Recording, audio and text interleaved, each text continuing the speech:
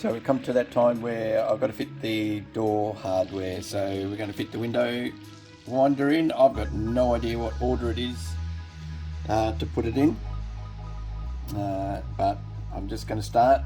We'll see how we go. So I didn't pull this apart, but the guy that pulled it apart before me, he's labelled it nicely here. So this is the front passenger door, and so we worked out at least we've got the right side.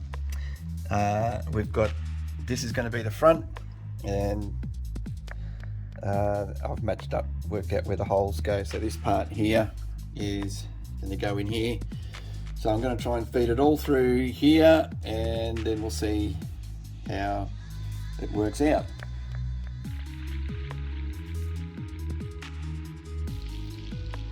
Just fitted the driver's side door, and also just put the door handle latch on. Now this just runs behind the door card. There's a bit of foam on there, it's a bit perished and old. Others better than me probably would have replaced that, cleaned that all up and anodized it, but we're getting there next to connect up the door locks.